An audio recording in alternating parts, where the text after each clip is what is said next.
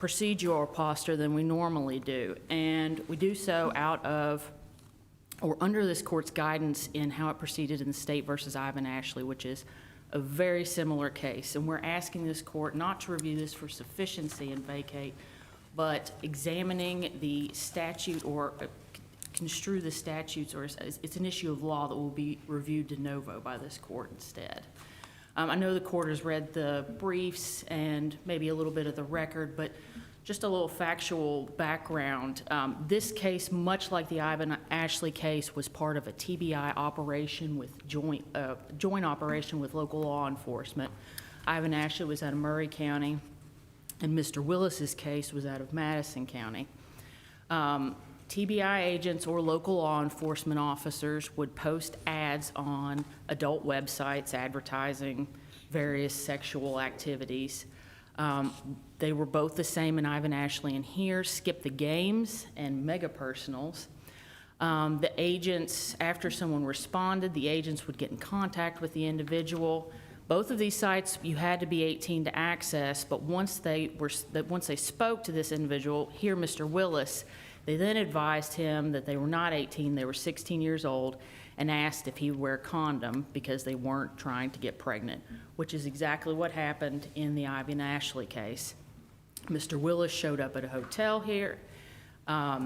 He exchanged money, and then the agents, there were 2 agents here, and there was 1 agent in Ivan Ashley, gave the takedown word, and Mr. Willis was arrested. So the facts really aren't in dispute here, and in fact, Mr.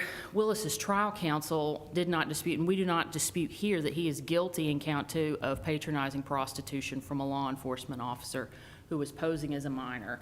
The dispositive question here is what purchasing means in context of the human trafficking or the sex trafficking statute, and whether or not, as the state argues, that differs from soliciting or hiring someone for prostitution to engage in sexual activity.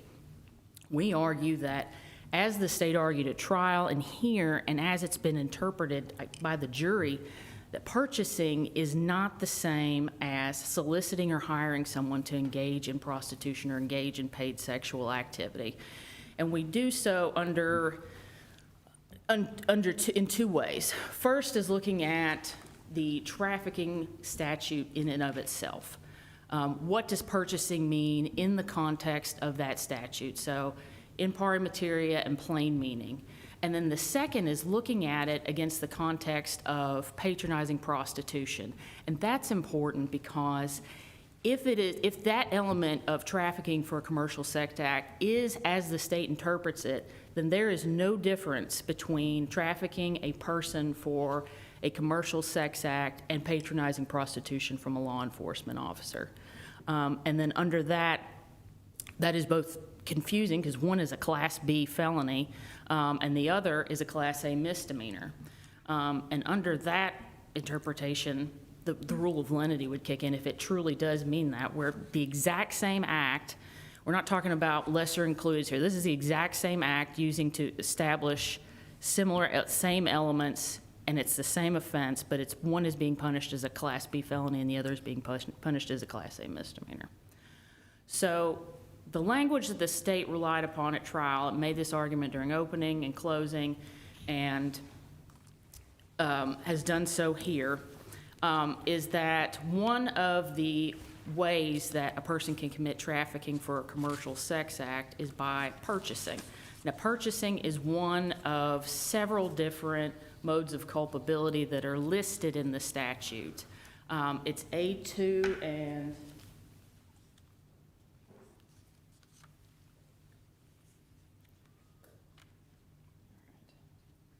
the statute itself, trafficking for a commercial sex act, is at 3913-309. And what A2 lists as part of a way in which someone may traffic someone for a commercial sex act is recruit, entice, harbor, transport, provide, purchase, or obtain by any other means a person for the purpose of providing a commercial sex act. And the first part, unpacking that word in the context of the rest of the statute, this court can look at, and we've written in our brief, there is, subsection B provides examples of what that may mean in the context of A2. Causing or threatening to cause physical harm to the person, physically restraining or threatening to physically restrain the person, abusing or threatening to abuse the law or legal process, knowingly destroying, concealing, or removing papers that allow somebody to travel, such as immigration papers, a driver's license, a passport, or using blackmail or threatening to cause financial harm. So in that context, there's a very real, aura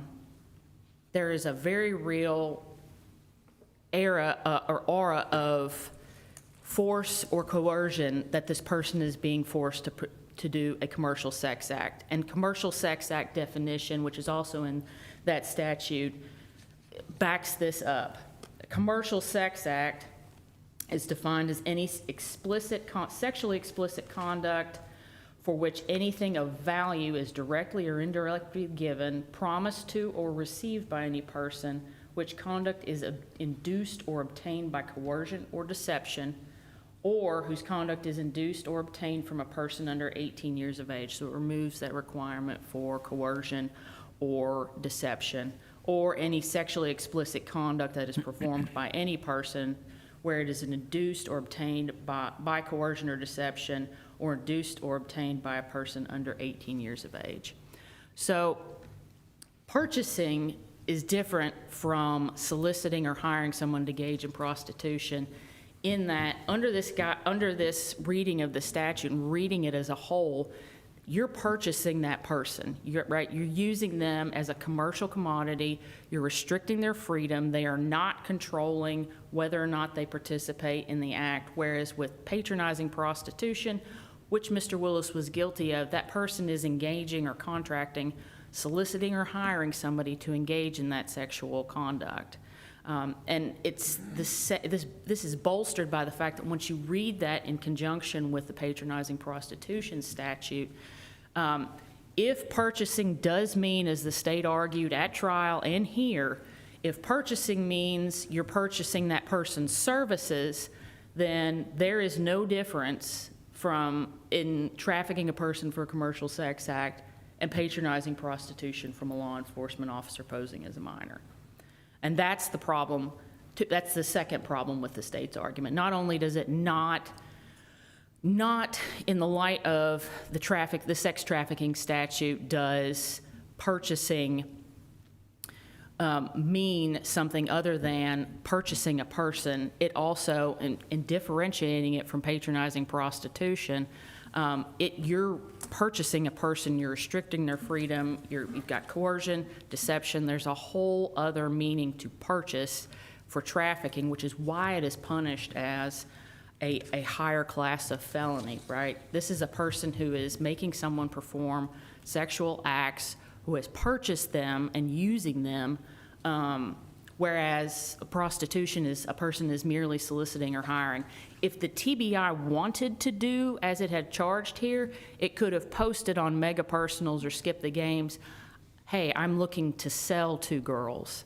I'm looking to downsize. I'm looking to do this. That then, if Mr. Willis had responded to that, yes, I'd like to buy these girls, not the sex act, then that would be trafficking purchasing. Trafficking is not something that is done merely by going to a hotel and responding to a personal ad that a police officer or a TBI agent has put on there. Let me ask you this. Do you think there's any significance to the fact that this particular offense, trafficking a person for a commercial sex act, is found in our criminal law in a chapter and part that deals with kidnapping? It does. And false imprisonment. And that echoes, I think it's not, the language of the statute just echoes some of the federal trafficking statutes. The human trafficking federal statute is 18 U.S.C. 1581, and then the sex trafficking statute is 22 U.S.C. 7102. And those are very explicit in that you are getting somebody, you are taking them against their will, you are moving them without their ability to have input in where they're taken or going.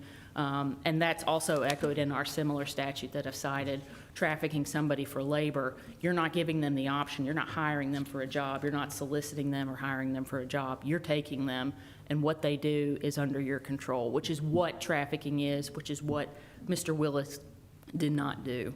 He's simply someone who responded to an ad and showed up at a hotel. This is patronizing prostitution from a law enforcement officer posing a minor all day long. And it's in all factual ways, factually relevant ways, identical to the fact pattern in State versus Ivan Ashley. Now, that's a little bit of a different procedural posture there as well. The state in Murray County did not indict under trafficking, but the act is the same. And if it is read this way, as the state argues, then patronizing prostitution from a law enforcement officer posing as a minor does not exist without it being human trafficking. And that's simply not what it's designed to do. These are designed to catch the people who are offering these girls and subjecting, or minors, it could be boy or girl, who are taking these individuals against their will. Not unlike, you know, you're catching someone who is a drug user versus catching the drug dealer. The trafficking statute is designed to catch those who are forcing these individuals to do so, which is why the language of force or coercion is so heavily found in the statute. Well, you mentioned the Ashley case. And Yep. just thinking out loud, I mean, aren't there frequent opportunities for the state to charge what they wish, where you have overlapping conduct? They could be either one. Absolutely. I mean, that's the state's prerogative, isn't it? Yes. Okay. And do you think there is also deference given to the legislature to proscribe certain conduct, where you could have the same activity, but you know, we've got this other statute that's broader and may have a slightly different intent, but criminalizes the same activity? And it can, and they charged under different theories here. They'd had a solicitation of a minor to commit aggravated statutory rape, and that was one of the other charges in which they're convicted. But the legislature can't, in carving out that statute and deciding to give it meaning, when our courts are interpreting this, they can't do injury to other laws that are already on the books that are trying to criminalize here patronizing prostitution from a law enforcement officer as a minor. They can't do injury to that, and that's both to maintain the integrity of the statutes as they hold up to each other, and in fairness to the public, to give them notice of what kind of behavior is going to be punished as what. And if purchasing a person is the same thing as soliciting or hiring a person, then in enacting the statute, the legislature has essentially done away with patronizing prostitution, which if they wanted to do away with it and just prosecute it as trafficking for a commercial sex act, they could do that. They could When get rid of dealing it. with someone you think is a minor, Yes. correct? Yes. I mean, that And piece. that's the different procedural posture that the Ashley had. There's a provision in the patronizing prostitution statute that says if the person is a law enforcement officer as a minor, that doesn't remove them from culpability, but it's a Class A misdemeanor. If they are actually a minor or they have some kind of special mental diagnoses, then it is punishable as if someone is trafficking for a commercial sex act. And that gets to, it's just a law enforcement officer, not that they aren't important, but if it's a law enforcement officer, it's an A misdemeanor, but if it's actually someone, because this law is, what it's designed to protect is vulnerable people in the essence. And it's not doing so if that patronizing prostitution statute is punishing that at a higher level. Would you have an argument if they didn't charge the patronizing count? Yes, it should be vacated anyway. And I don't think we've included a block burger. And I know the trial court merged these after conviction, but we didn't include a block burger argument for the patronizing prostitution being a lesser included of trafficking. In fact, the way it's interpreted here, it's the exact same offense. If the court has no further questions, I'll just rest on my, the remainder of my time and for rebuttal. Thank you. Okay, all right, thank you. General?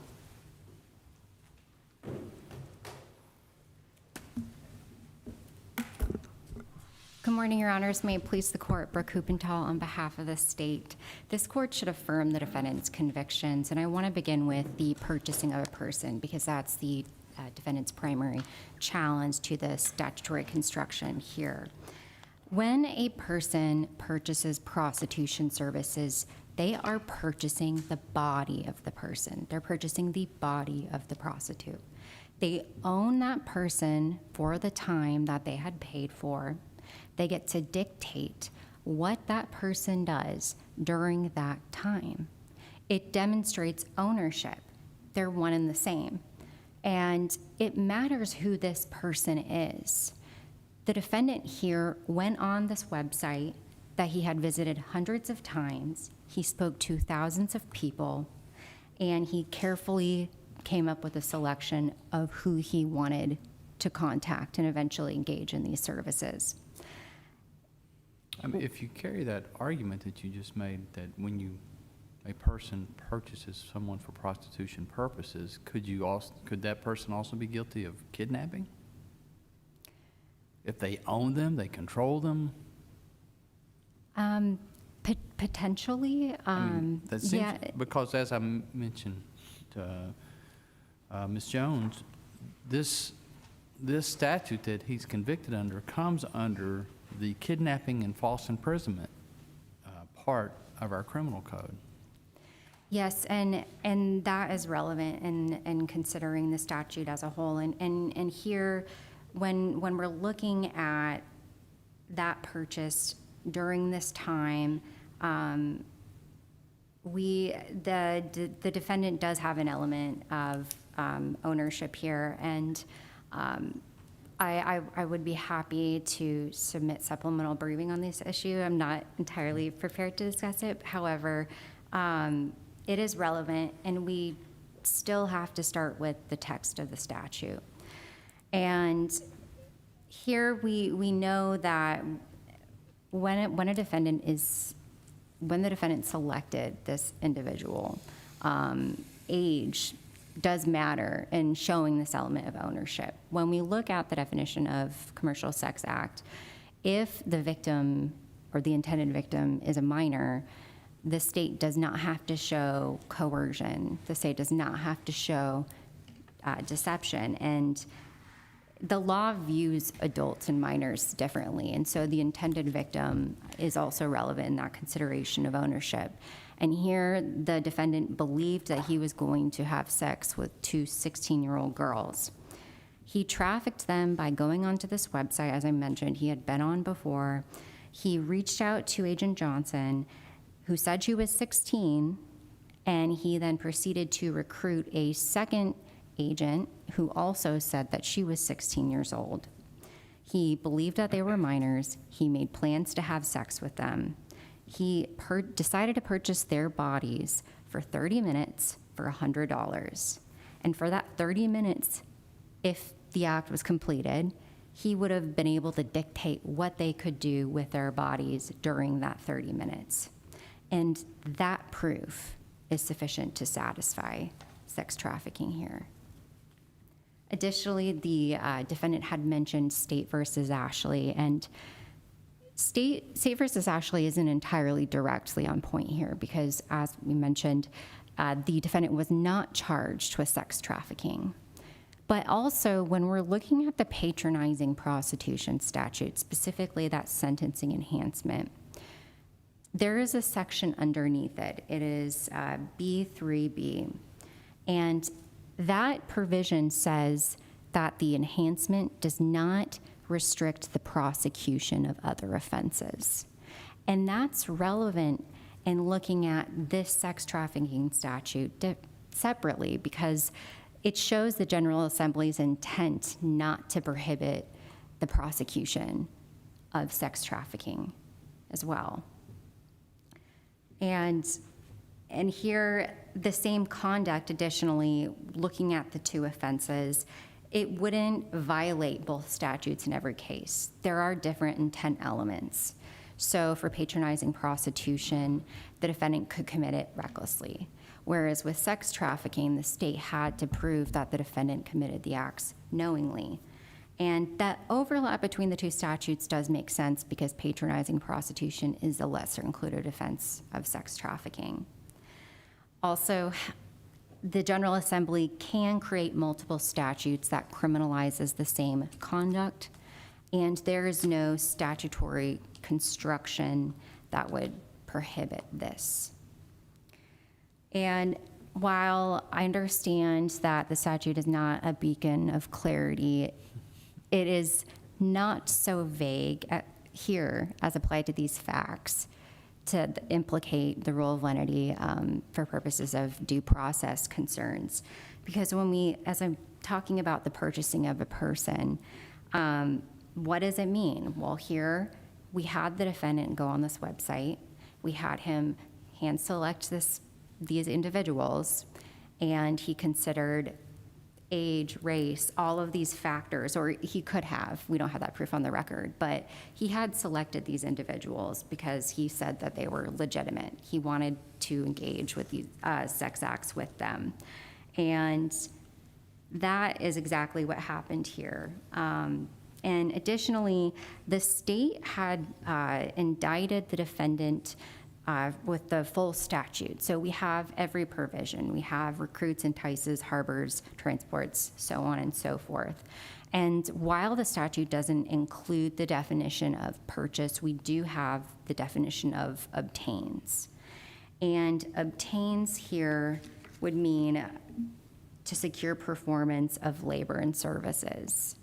And so we have that kind of as well here. The defendant had gone on this website. He made an effort. He secured the performance of these sexual acts from these two individuals who he had presumed were minors. And unless this court has any further questions, the state would rest on its brief for the remaining issues and ask that this court affirm. Thank you. Thank you.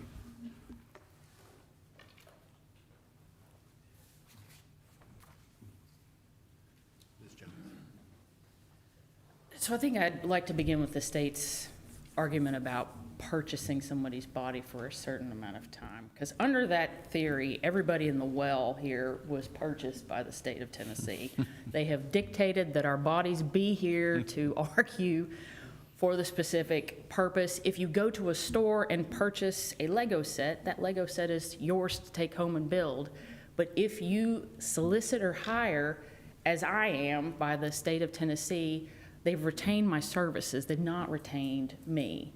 And I'm not running my pants up the flagpole to defend patronizing prostitution, but there is a difference between the two. And trafficking is purchasing someone. It is owning that person and controlling their movement. And the state points out obtains as another means. Obtains is illustrated within the trafficking statute, and it's a non-exhaustive list, but every single one of those are means that involve force or coercion, or holding your travel papers, threatening to beat you up, taking your money, things like that. So there's a very real distinction between purchasing and soliciting or hiring for a sexual activity, as is designated in patronizing prostitution, or a commercial sex act, which even in commercial sex act as well says induces fraud or coercion, or there's a special layer of protection for somebody who is under the age of 18. So that distinction is an important one that needs to be made. That's the crux of the argument in this case, is what purchasing means, which is why it should be de novo. I mean, the statute, the patronizing prostitution statute certainly allows for, I think, these facts that we have here to be prosecuted under 3913-309, trafficking. So what would you have us do? That's what the statute allows. I invite this court to consider what situation or what factual scenario that patronizing prostitution could exist from a law enforcement officer posing as a minor and it not be trafficking. And if that's the case, I mean, this is a classic case of this. There is an undercover operation. They've mentioned they're 16. They're a law enforcement officer posing as a minor. They've come to hire them, not to purchase them, for 2 hours. They've hired their services just as an attorney in private practice. I'd charge whatever for my hourly fee, and that's it. They don't own their body. They have rented it to be a little bit vulgar, I guess, but they've rented that or solicited or hired or contracted with them. They've not purchased that person. And there's no situation this is a classic case of this is patronizing prostitution. And there is no fact pattern under which this would not be human trafficking under the state's argument for purchasing. We're not saying it's not a criminal offense that needs to be punished. What we're saying is it's not this criminal offense. And if the court has no further questions, I thank you for its time and ask it to reverse and vacate. Thank you, Your Honors. Thank you. Madam Clerk, would you call the next case, please?